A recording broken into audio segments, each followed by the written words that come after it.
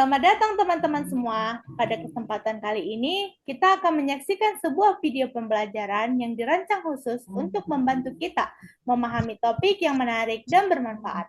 Pastikan kalian menyimak dengan baik ya, karena ada banyak informasi penting yang akan kita pelajari bersama.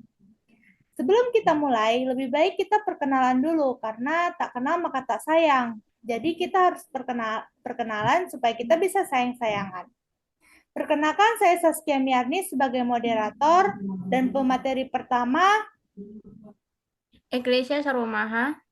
dan pemateri kedua Perkenalkan, nama saya Rocky. dan terakhir pemateri ketiga.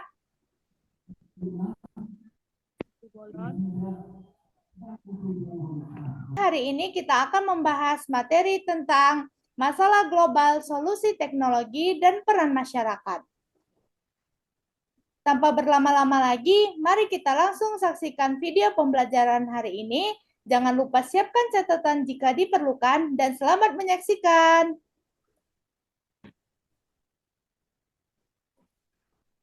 Baik, kita persilahkan pada pemateri pertama, Eklesia Sarumaha.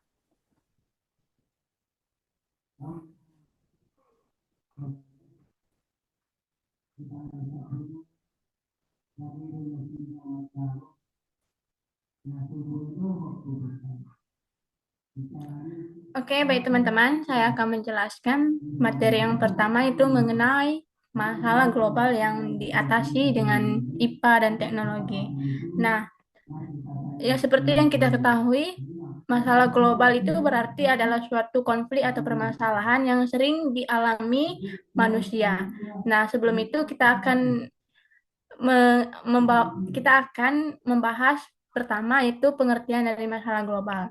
Nah, masalah global ini merupakan masalah yang dapat mengancam ke keamanan dan keberlangsungan hidup manusia di dunia. Dan berbagai negara berupaya untuk menyelesaikannya dengan cara bekerja sama satu dengan yang lain.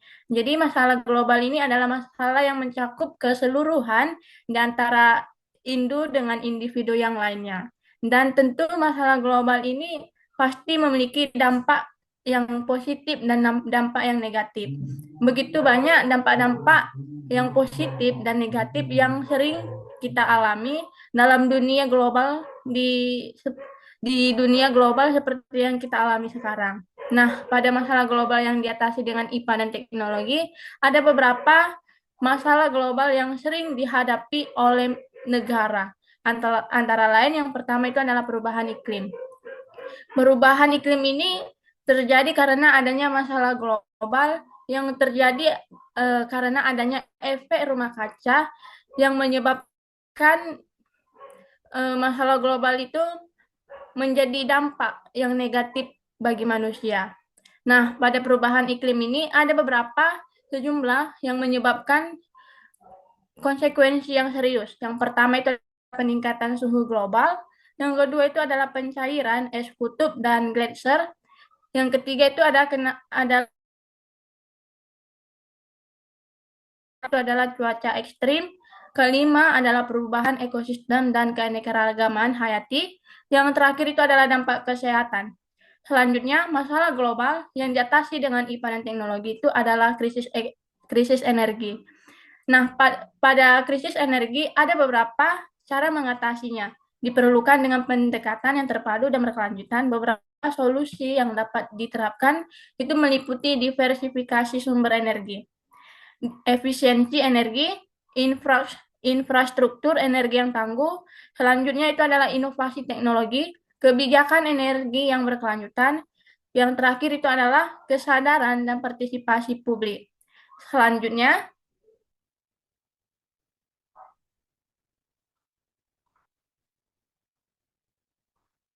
yang ketiga itu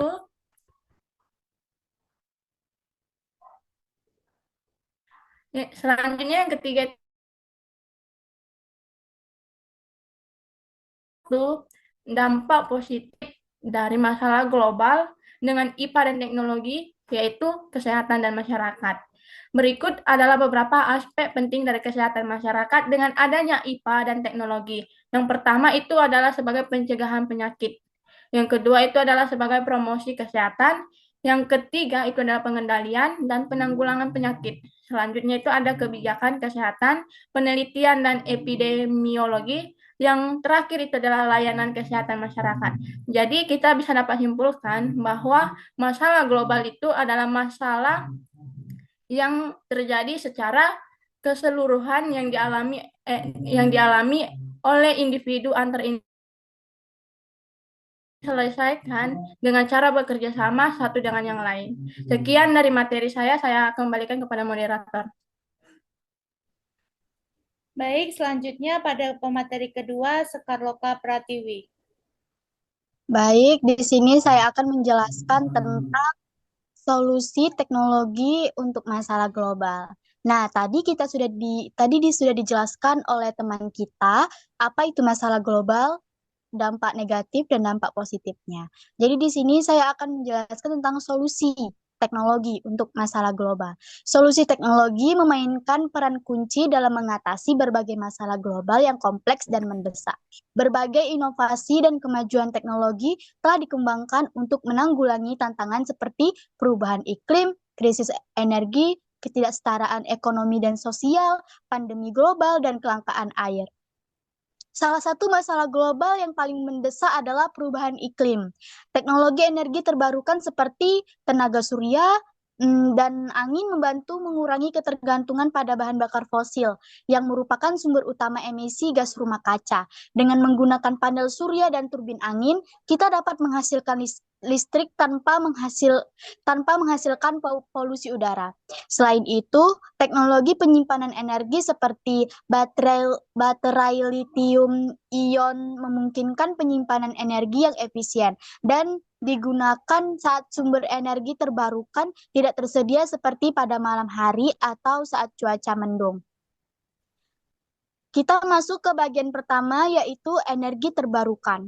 Energi terbarukan adalah energi yang diperoleh dari sumber daya alam yang dapat dipengaruhi atau diperbarui atau diregenerasi secara alami dalam waktu singkat. Sumber energi ini tidak akan habis seiring penggunaan dan memiliki dampak lingkungan yang lebih rendah dibandingkan dengan bahan bakar fosil. Beberapa jenis utama energi terbarukan meliputi tenaga surya, tenaga angin, tenaga air, biomasa, panas bumi,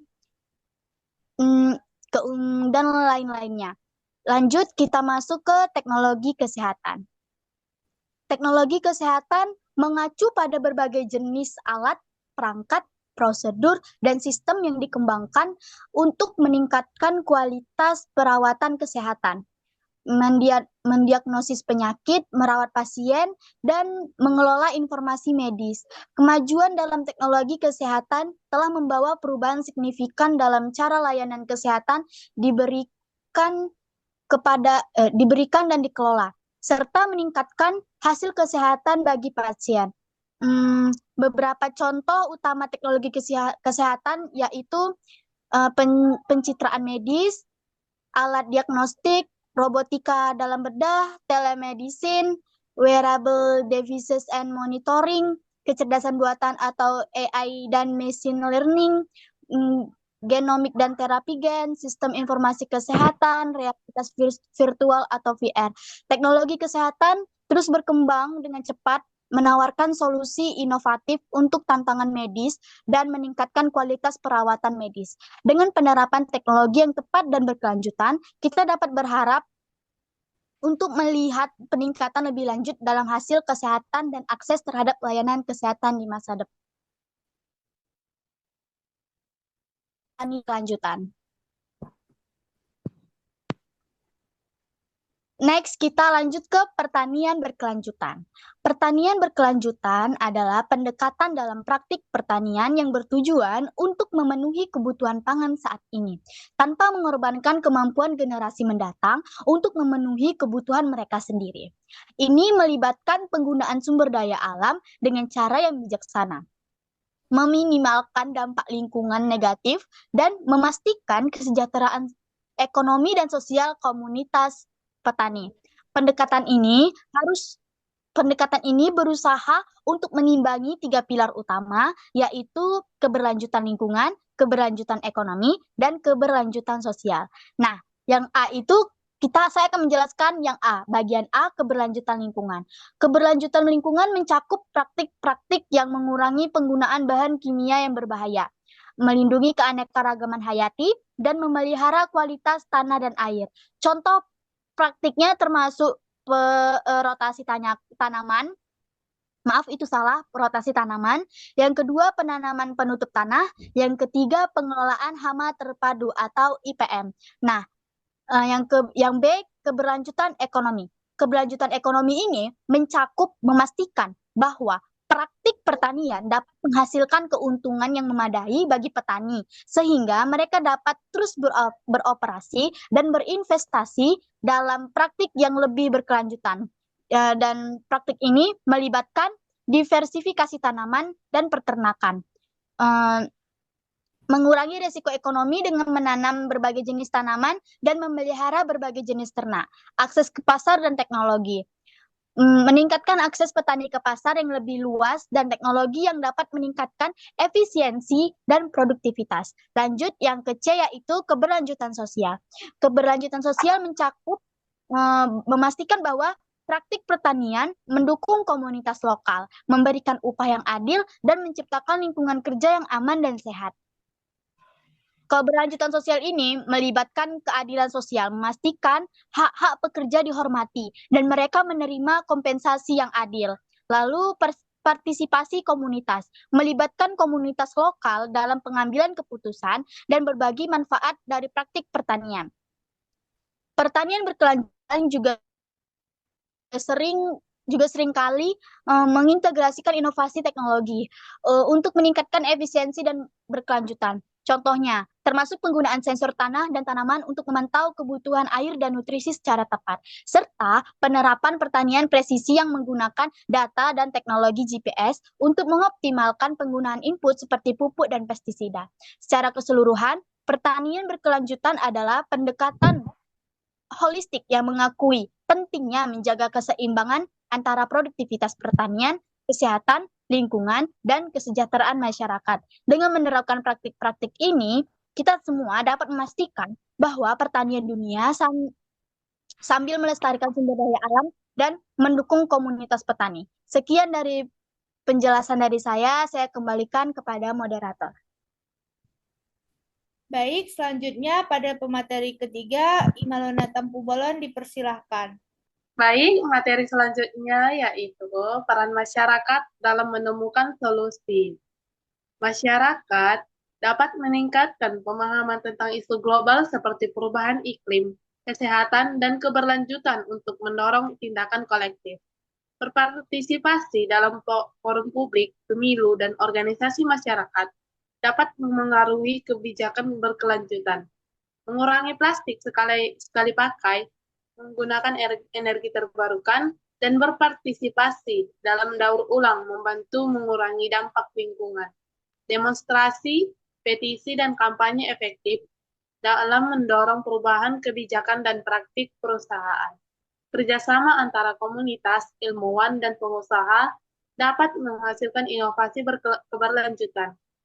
Baik, peran masyarakat dalam menemukan solusi terbagi atas 3 bagian. Yang pertama ada citizen science, partisipasi publik dalam penelitian ilmiah untuk mengumpulkan data, meningkatkan pemahaman dan mendukung penelitian. Contohnya EBIRD atau observasi burung, Galaxy Zoo atau klasifikasi galaksi, iNaturalist atau pemantauan biodiversitas. Manfaat dari citizen science ini yaitu data melimpah, edukasi masyarakat, dan kolaborasi global melalui teknologi. Yang kedua ada kewirausahaan sosial. Kewirausahaan sosial menggabungkan keuntungan finansial dengan dampak sosial. Kewirausahaan sosial berfokus pada inovasi, kolaborasi, dan keberlanjutan. Contoh dari kewirausahaan sosial yaitu Grameen Bank, yaitu pinjaman mikro untuk pemberdayaan ekonomi. Contoh yang kedua, Tamsus. yaitu model one for one untuk membantu masyarakat. Yang ketiga, literasi, yaitu memiliki kemampuan memahami, menggunakan, dan mengevaluasi teknologi digital. Aspek penting dari literasi digital yaitu yang pertama ada pemahaman dasar teknologi, yang kedua ada keamanan dan etika digital, yang ketiga ada berpikir kritis terhadap informasi online, yang terakhir ada kolaborasi dan pembelajaran mandiri. Literasi digital memungkinkan partisipasi efektif dalam masyarakat modern. Baik, kesimpulan dari peran masyarakat dalam menemukan solusi, yaitu masyarakat dapat berperan aktif melalui edukasi, advokasi, teknologi, inovasi sosial, dan literasi digital untuk menciptakan solusi berkelanjutan dan masa depan yang lebih baik. Sekian materi dari saya serahkan kepada moderator. Baik, kesimpulan pada pembelajaran hari ini, masalah global seperti perubahan iklim, kelangkaan sumber daya, ketimpangan sosial, dan krisis kesehatan memerlukan pendekatan terpadu. Teknologi memiliki peran penting sebagai solusi, misalnya melalui energi terbarukan, inovasi di bidang kesehatan, dan digitalisasi untuk meningkatkan efisiensi. Namun, teknologi saja tidak cukup. Peran masyarakat sangat krusial dalam mengubah pola pikir, mendukung kebijakan keberlanjutan, dan mengadopsi gaya hidup ramah lingkungan. Kolaborasi antara pemerintah, sektor swasta, dan individu diperlukan untuk menciptakan dunia yang lebih adil dan keberlanjutan. Bagaimana? Sangat menarik, bukan? Semoga video pembelajaran tadi dapat membantu kalian lebih memahami materi yang disampaikan. Jika ada pertanyaan, bisa dikomen di dalam kolom komentar ya. Terima kasih, sampai jumpa di video selanjutnya. Bye-bye.